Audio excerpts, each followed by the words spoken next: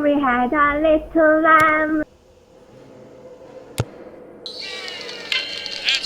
From the classiest radio station on the air, this is...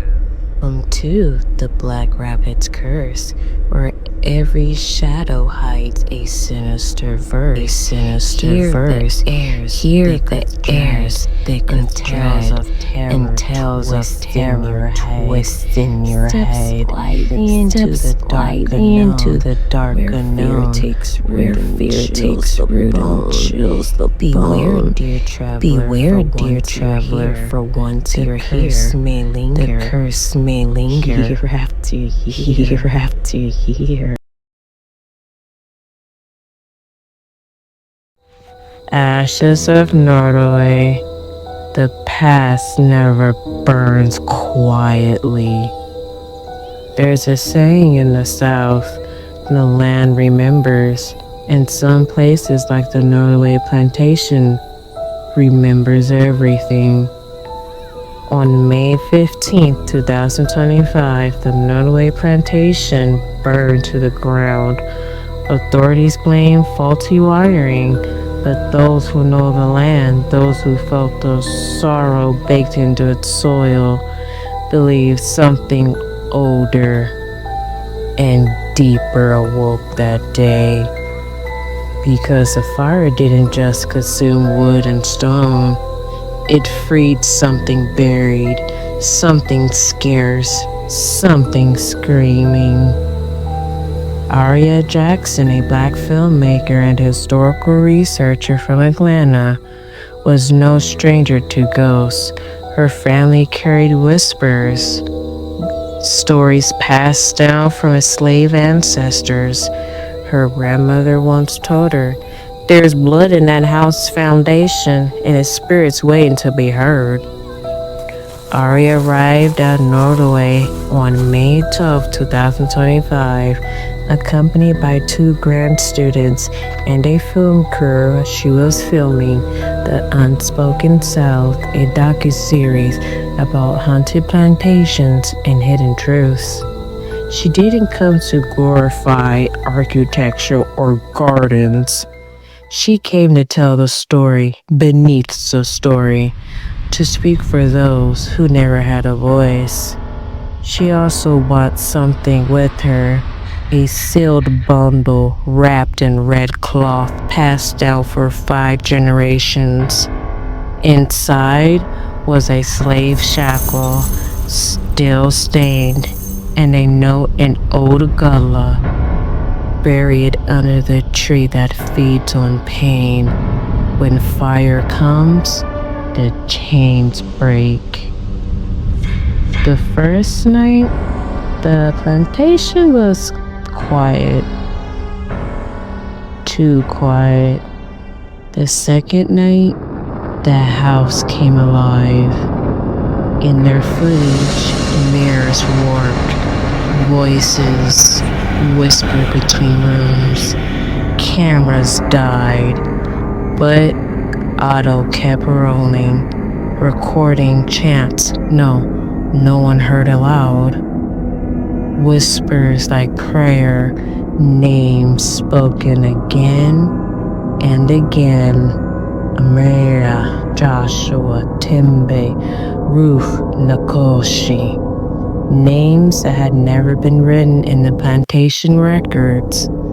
That morning, our gardener went on the spot, claiming he saw a child staring at him through a second-story window. A child with no eyes. The ground around the garden began to crack. The birds vanished. Aria's compass spun wildly near the pecan tree. Then she began to dream. In her dreams, Aria saw a tree, its bark bleeding, its branches reaching like arms. Beneath it, rows of bodies bound in rusted chains. She followed the vision on the morning of May 15th. Deep beneath the mansion, found it The bone tree, twisted black, older than the house itself. Local records didn't mention it, but her grandmother's stories did. A cursed tree that grew fat off of buried sorrow. She kneeled at the roots, heart pounding. She unwrapped the red cloth, kissed the iron shackle, and buried it under the tree, whispering, "Your pain ends here." At 2:10 p.m., the fire erupted from the slave quarters, even though no one had set foot there in years. But the flames moved wrong. They danced, climbed walls, ignored wind, and then the main mansion ignited from the inside. Tourists screamed, but the fire curled around them, never touching. Inside the ballroom, a grand piano played by itself. Swing low, sweet chariot. Witnesses swore they saw figures in the flames, men and women, tattered clothes, walking upwards into the sky. One woman, barefoot and smiling, turned to a tourist and said, "It's time now. Thank you." Then disappeared into the firelight. Aria stood outside, unmoving, tears streaming. She felt hands brushed her shoulders, light as feathers. She heard a voice in her ear. "You brought us home."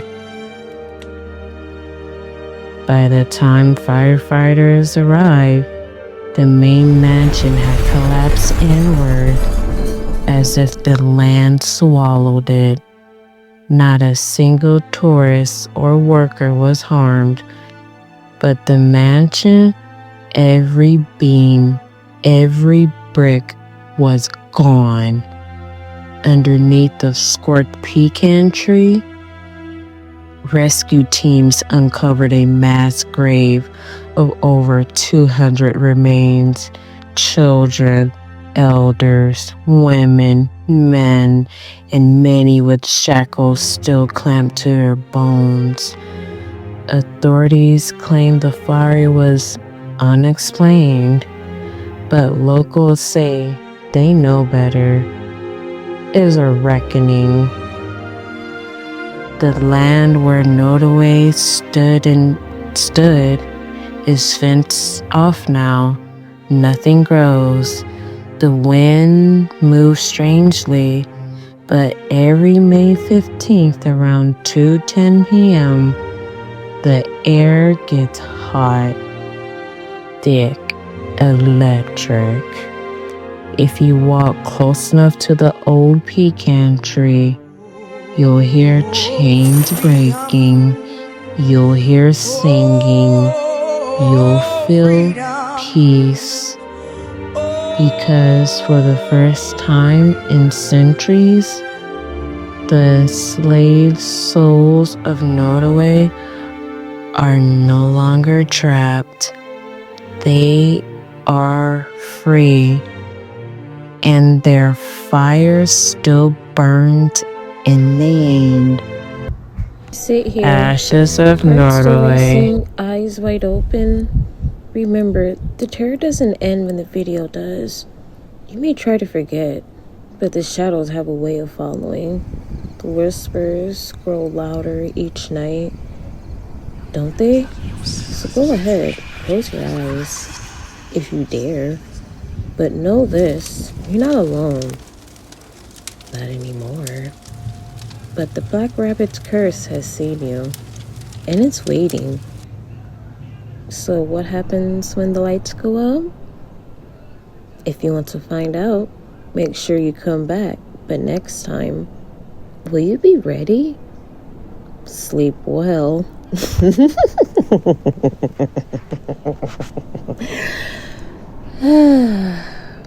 Or don't.